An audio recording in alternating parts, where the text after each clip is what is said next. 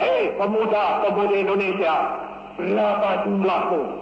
Jawablah, kami hanya satu.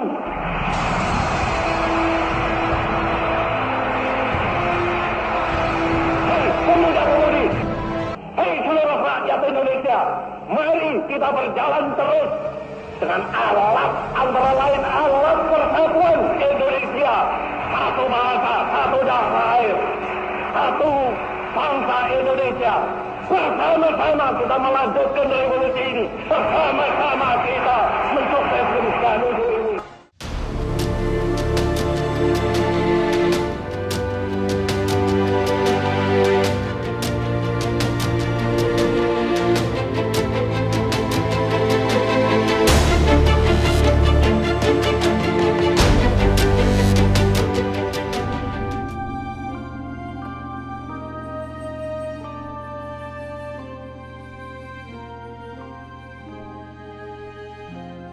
Halo Sobat Guru Ahli, sekarang tim Time Travel sudah berada tepat di depan Museum Sumpah Pemuda. Ingin tahu dalamnya seperti apa? Ikuti terus videonya sampai habis.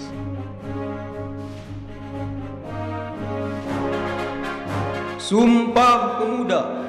Kami, putra dan putri Indonesia, mengaku bertumpah darah yang satu tanah air Indonesia. Kami putra dan putri Indonesia mengaku berbangsa yang satu, bangsa Indonesia. Kami putra dan putri Indonesia menjunjung bahasa persatuan, bahasa Indonesia.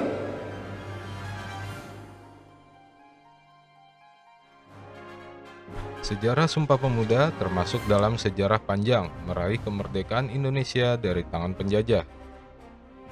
Sumpah Pemuda merupakan peristiwa bersejarah di mana pemuda Indonesia mengikrarkan semangat persatuan dan kesatuan.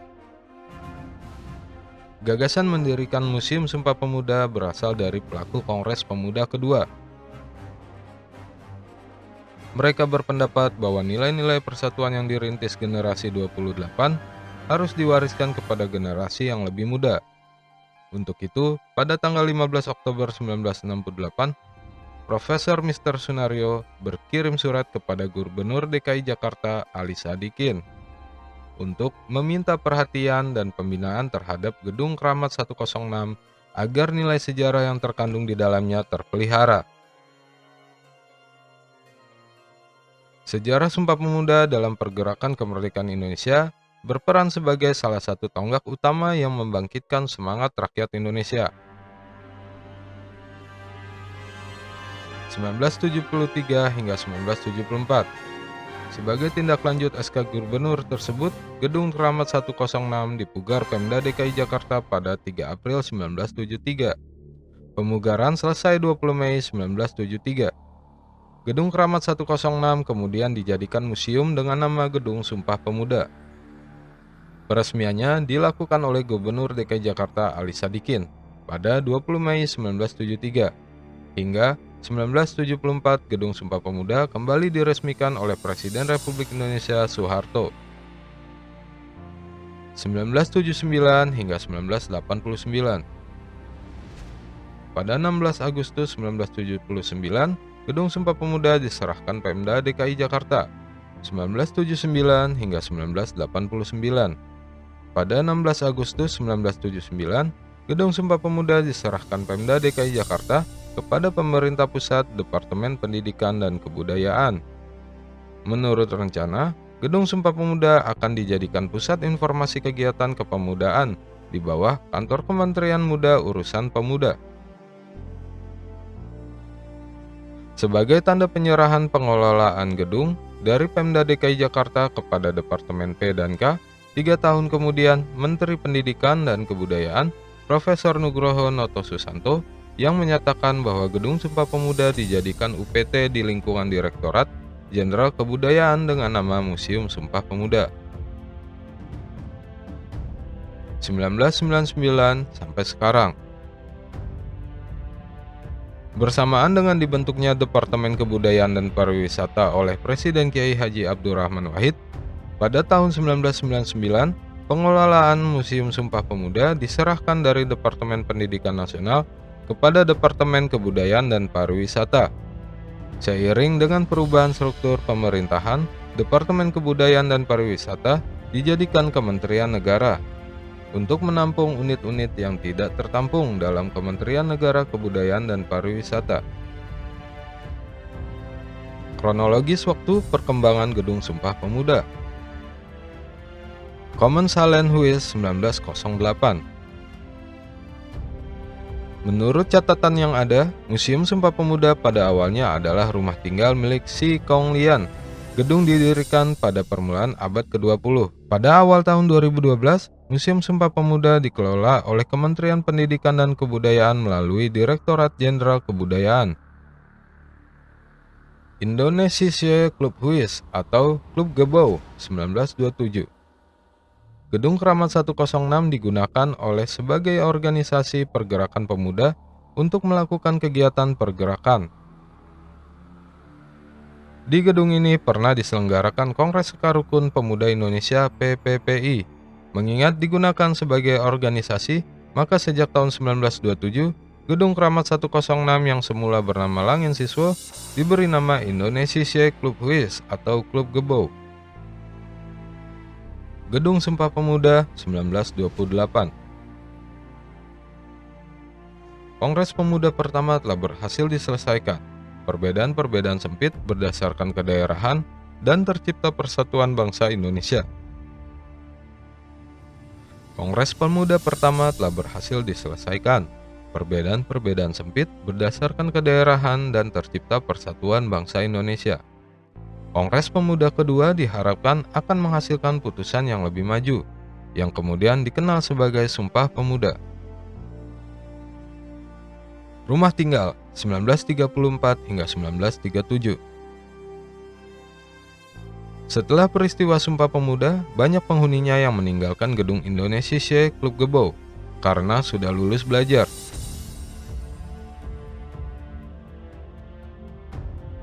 Setelah para pelajar tidak melanjutkan sewanya pada tahun 1934, gedung kemudian disewakan kepada Pang Jemjam selama tahun 1934 hingga 1937.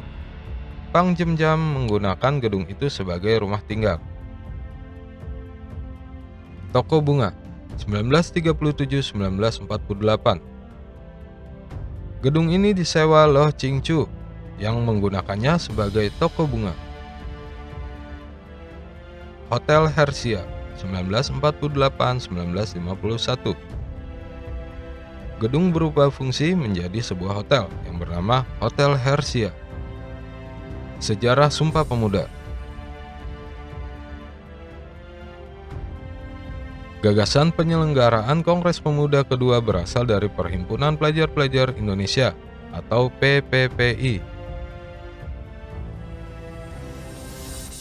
Sebuah organisasi pemuda yang beranggotakan pelajar dari seluruh Indonesia. Atas inisiatif PPPI, Kongres dilaksanakan di 3 gedung yang berbeda dan dibagi dalam 3 kali rapat, sehingga menghasilkan Sumpah Pemuda. Rapat pertama, Gedung Katolike Jongenlingenbon. Sabtu 27 Oktober 1928, di Gedung Katolike Jongenlingenbon, Lapangan Banteng, dalam sambutannya Sugondo berharap Kongres ini dapat memperkuat semangat persatuan dalam sanubari para pemuda. Rapat kedua, Gedung Osjava Bioskop. Minggu 28 Oktober 1928, di Gedung Osjava Bioskop membahas masalah pendidikan. Rapat ketiga, Gedung Indonesische Clubhuis Kramat. Gerakan kepanduan sejak dini mendidik anak-anak disiplin dan mandiri. Hal-hal yang dibutuhkan dalam perjuangan. Sebelum Kongres ditutup diperdengarkan lagu Indonesia Raya karya Wage Rudolf Supratman. Lagu tersebut disambut dengan sangat meriah oleh peserta Kongres. Kongres ditutup dengan mengumumkan rumusan hasil Kongres. Selanjutnya kita memasuki ruangan pengenalan. Ruangan ini memamerkan suasana kota Batavia pada tahun 1920-an dan diorama aktivitas pemuda yang sedang belajar dan berdiskusi di Gedung Kramat. saat masih menjadi pemondokan mahasiswa sekolah Stovia dan Resoge School. Masih di ruangan yang sama, ada ruang organisasi sebelum Sumpah Pemuda. Ruangan ini memamerkan proses munculnya organisasi-organisasi pemuda setelah berdirinya Budi Utomo.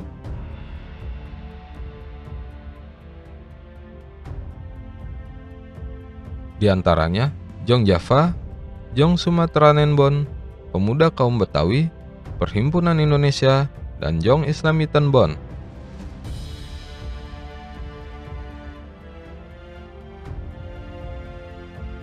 Dipamerkan pula vandal-vandal organisasi pemuda meliputi Jong Islami Tenbon, Jong Java, Jong Sumatera Nenbon, Perhimpunan Indonesia, PPPI, Hizbul Waton, dan Kepanduan.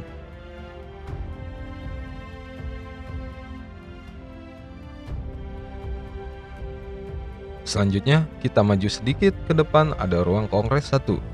Ruang ini memamerkan proses terjadinya peristiwa Kongres Pemuda 1, serta organisasi yang berdiri tahun 1926, di antaranya Perhimpunan Pelajar-Pelajar Indonesia (PPPI) dan Partai Nasional Indonesia (PNI).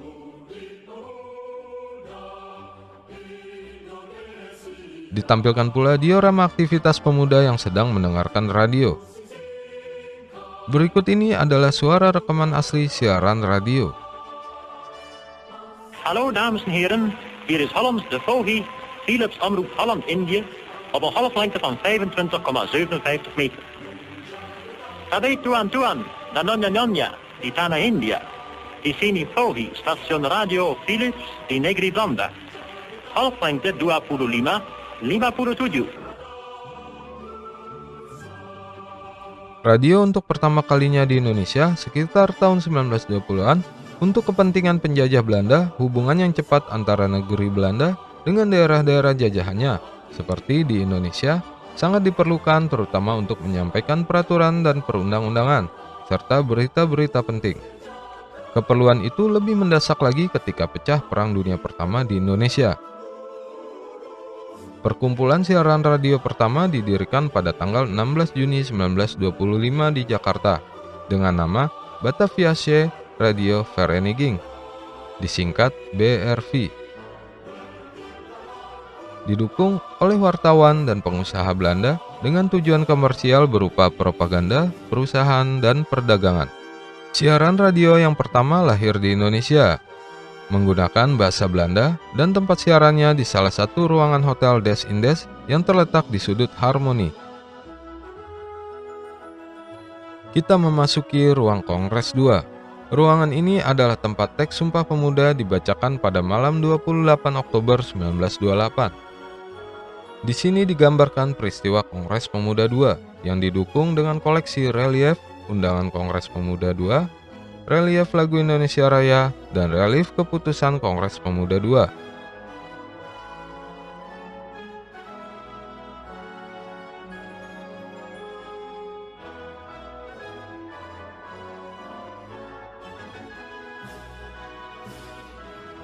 Selanjutnya kita ke ruangan kepanduan. Ruangan ini memamerkan proses munculnya organisasi kepanduan yang menjadi wadah penanaman karakter para pemuda. Organisasi kepanduan tersebut antara lain JPO, KBI, INPO, JJP, dan Nati JP. Selain itu, dapat pula dilihat koran Benih Merdeka yang menjadi bacaan para pemuda tahun 1930-an. Berikut ini adalah penjelasan rekaman audio tentang koran Benih Merdeka yang kami dapatkan langsung dari Indonesia Virtual Tour. Benih Merdeka adalah koran terbitan Medan, Sumatera Utara tahun 1916. Koran ini lahir 29 tahun sebelum proklamasi kemerdekaan Republik Indonesia dibacakan oleh Soekarno-Hatta di Jakarta. Benih Merdeka bukan saja nama sebuah koran, melainkan awal tersebarnya semangat pembebasan dari belenggu penjajah. Padahal saat itu belum ada satu koran pun yang berani menyatakan slogan Merdeka.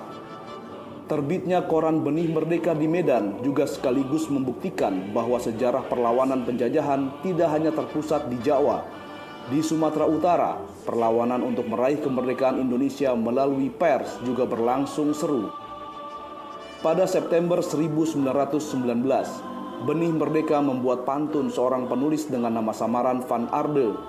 Pantun itu berbunyi, Hindia bukan tanah wakaf, Hindia bukan nasi bungkus, Hindia bukan rumah komedi. Akibat pemuatan pantun itu, pemerintah Belanda sangat marah.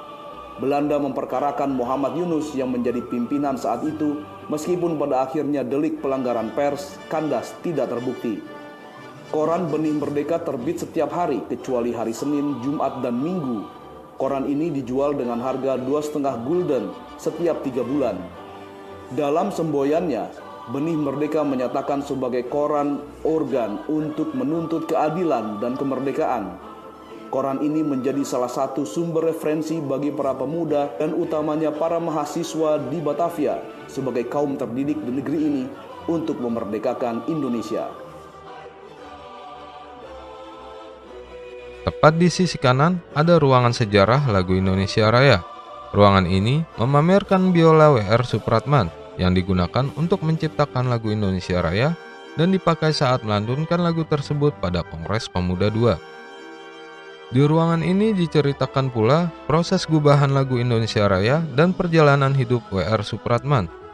Berikut ini adalah penjelasan rekaman audio tentang biola W.R. Supratman yang kami dapatkan langsung dari Indonesia Virtual Tour.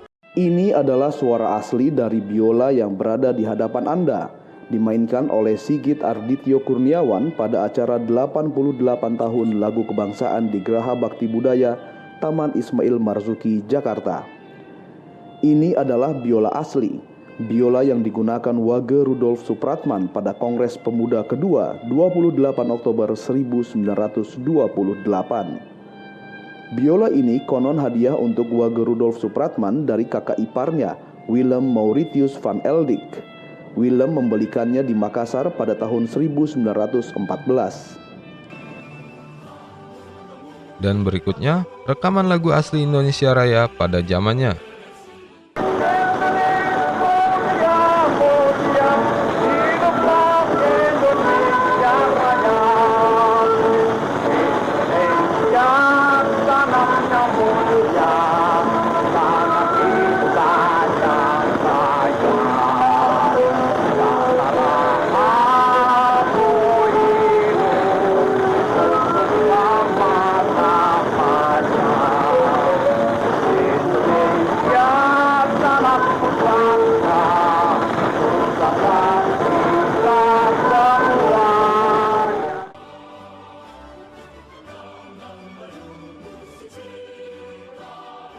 Terakhir, di sisi luar tampak teras ruang kepanduan yang dihiasi dengan relief sejarah perjuangan pemuda Indonesia dan Monumen Persatuan Pemuda 1928 yang disimbolkan kepalan tangan dan kendaraan motor Vespa tahun 1965.